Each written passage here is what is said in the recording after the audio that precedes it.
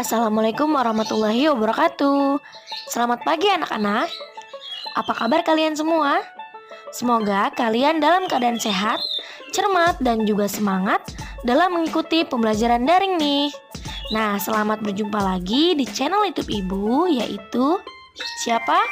Ya, Yuli Triana Dewi, yang tentunya untuk kita lebih mengenal pembelajaran bahasa Indonesia. Tapi sebelum kita memulai pembelajaran, jangan lupa berdoa dulu ya. Oke anak-anak, dalam video kali ini kita akan membahas tentang menceritakan kembali isi fabel. Ditonton terus ya videonya. Mari langsung saja ke pembahasan materinya. Sebelum menceritakan isi fabel, terdapat langkah-langkah yang harus diperhatikan dalam menceritakan isi fabel. Berikut langkah-langkahnya. Yang pertama, membacakan berulang-ulang fabel yang akan diceritakan.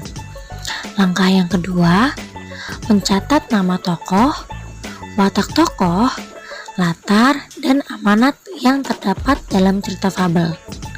Nah, langkah yang ketiga, menentukan rangkaian peristiwa fabel dengan mencatat hal-hal penting gagasan pokok pada sebuah cerita. Nah, langkah terakhir, menulis atau melisankan kembali cerita yang diceritakan menggunakan bahasa sendiri dengan tidak menggunakan dialog. Nah, sekarang kita akan mempraktekkan langkah-langkah tersebut ke dalam fabel yang berjudul Semua Istimewa. Yuk kita baca ceritanya sama-sama. Semua istimewa. Ulu, seekor katak hijau, sedang berdiri di pinggir kolam. Hari itu langit sangat gelap, dan hari seperti itulah yang Ulu sukai. Tidak lama kemudian, air mulai menetes perlahan-lahan dari angkasa. Hujan telah tiba. Ulu berteriak dengan girang. Ulu pun mulai bersenandung sambil melompat-lompat mengitari kolam. Ia melihat semut yang kecil sedang berteduh di balik bunga matahari. Wahai semut, hujan telah tiba. Jangan bersembunyi. Seru Ulu kepada semut yang sedang berusaha keras menghindari tetesan air hujan. Semut menghela napas dan menatap Ulu dalam-dalam. Ulu, aku tidak suka dengan hujan. Kamu lihat betapa meminumnya tubuhku.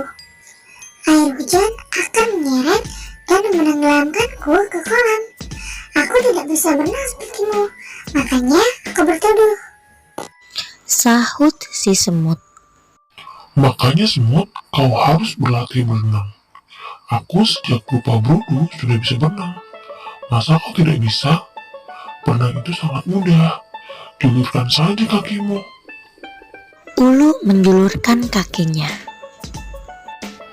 Dan tendang ke belakang seperti ini. Ups, maaf, kakimu kan pendek. Sambil tertawa, Ulu melompat meninggalkan semut.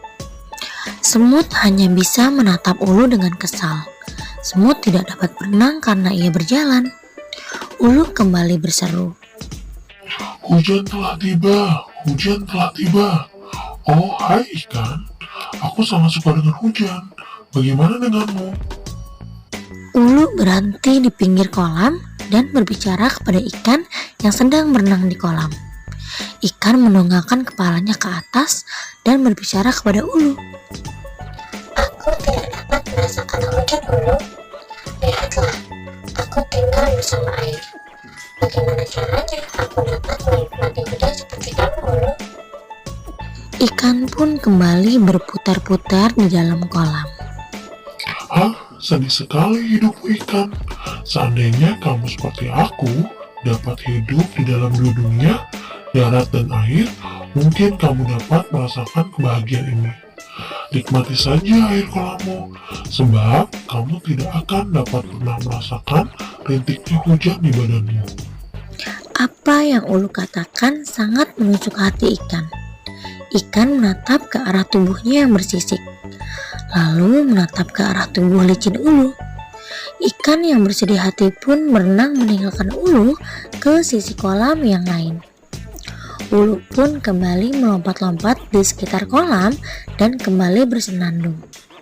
Saat Ulu tiba di bawah pohon, ia melihat burung sedang bertengger di dahan pohon dan membersihkan bulunya. Ulu mengira burung juga sama seperti semut dan ikan yang tidak dapat menikmati hujan. Hai burung, kenapa kau tidak mau keluar dan menikmati hujan? Apakah kamu takut bulumu basah? Atau apakah kamu takut tenggelam ke dalam kolam seperti semut? Ataukah memang kamu tidak bisa menikmati indahnya hujan seperti ikan? Setelah berkata demikian, Ulu tertawa kencang-kencang. Burung menatap ke arah Ulu yang masih tertawa. Hai Ulu, apakah kau bisa naik kemari? Ulu kebingungan. Apakah maksudmu burung? Apakah kau bisa memanjat naik kemari Ulu? Apa yang kau maksud burung? Tentu saja aku tidak bisa. Ulu cemberut dan menatap ke arah dua kakinya. Ulu menyesal punya kaki yang pendek sehingga tidak bisa terbang. Ulu, tidakkah kamu tahu bahwa Sang Pencipta membuat kita dengan keunikan yang berbeda-beda? Aku tidak bisa berenang sepertimu dan ikan, tetapi aku bisa terbang mengitari angkasa. Burung kembali berkata dengan bijak. Itulah yang kumaksud Ulu. Kita masing-masing memiliki kelebihan sendiri. Semut tidak bisa berenang sepertimu, tetapi ia bisa menyusup ke tempat-tempat kecil yang tidak dapat kau lewati. Ikan tidak dapat melompat-lompat sepertimu, tapi ia bernapas di bawah air. Kamu tidak seharusnya menghina mereka. Ulu mulai menyadari bahwa tindakannya salah. Diam-diam Ulu berpikir bahwa tindakannya itu tidak benar. Ia seharusnya tidak menyombongkan kelebihan dan menghina teman-temannya. Maafkan aku burung. Ucap Ulu seraya menatap sendu ke arah semut dan ikan yang sejak tadi memperhatikan pembicaraan mereka. Maafkan aku semut, ikan, selama ini aku telah menyinggung perasaanmu. Sejak saat itu, Ulu mulai menghargai teman-temannya dan mereka pun menyukainya kembali. Dan sekarang setelah kita membaca cerita fabel semua istimewa tadi, sekarang kita akan mencoba ceritakan kembali isi fabel tersebut atau isi fabel semua istimewa dengan memperhatikan langkah-langkah yang sudah kita bahas di awal tadi. Nah, setelah kita baca, kemudian kita menentukan tokoh dan watak tokohnya. Yang pertama ada nama tokohnya yaitu Ulu. Watak tokohnya sombong. Nah, bukti pada teksnya, makanya semut, kau harus berlatih berenang. Aku semenjak berupa berudu sudah bisa berenang. Masa kau tidak bisa? Berenang itu sangat mudah. Julurkan saja kakimu. Ulu menjulurkan kakinya dan tendang ke belakang mirip ini. Bukti pada teks yang kedua, sedih sekali hidupmu ikan. Seandainya kau mirip dengan aku, sanggup hidup di dalam dua dunia, darat dan air, mungkin kau sanggup mencicipi kebahagiaan ini. Nah, yang ketiga, hai burung, kenapa kau tidak mau keluar dan menikmati hujan? Apakah kau takut bulumu basah? Atau apakah kau takut karam ke dalam bak mirip semut?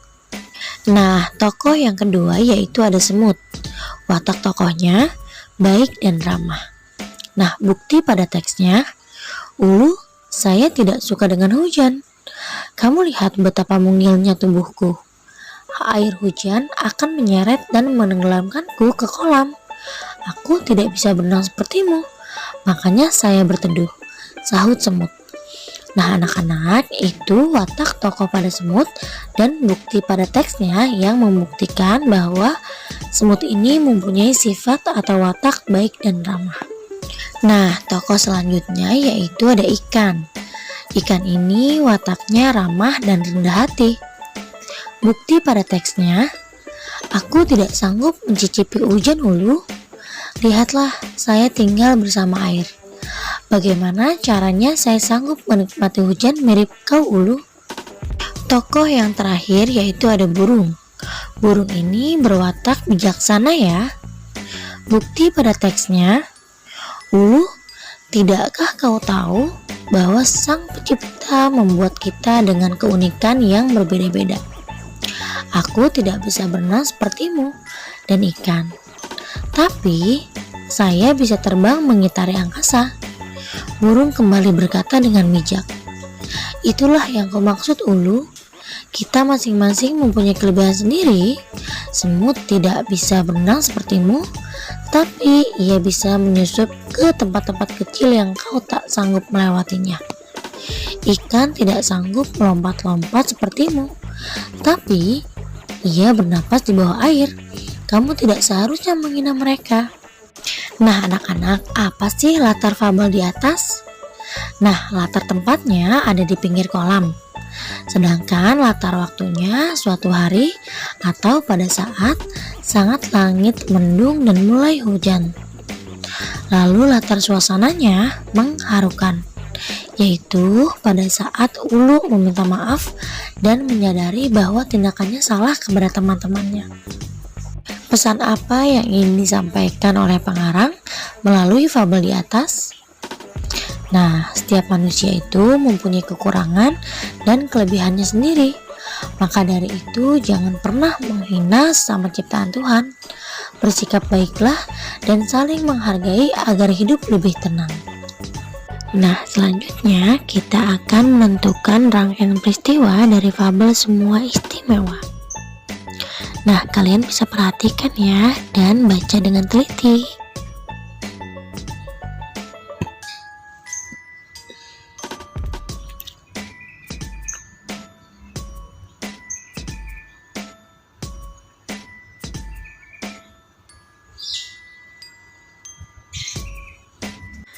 Nah, setelah kita menentukan rangkaian peristiwa, langkah selanjutnya adalah menentukan isi fabel. Jadi, setelah kita menentukan rangkaian peristiwa, kita ceritakan kembali isi fabel tersebut. Dengan menggunakan bahasa kita sendiri, kita dapat menulis dan menceritakan kembali isi fabel dengan singkat dan jelas tanpa menggunakan bentuk dialog. Oke, kita akan menceritakan kembali isi fabel Semua Istimewa. Kalian bisa perhatikan dan bisa membacanya ya.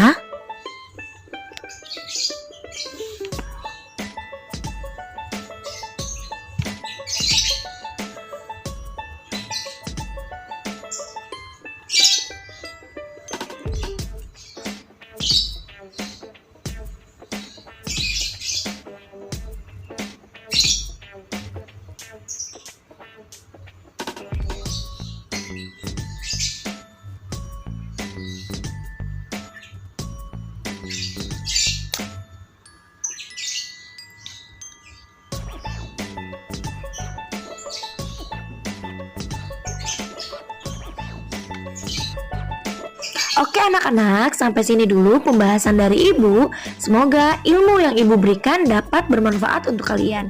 Oh iya, jangan lupa ya untuk tetap kerjakan tugasnya dan kirimkan ke Google Classroom. Sampai jumpa minggu depan. Dadah!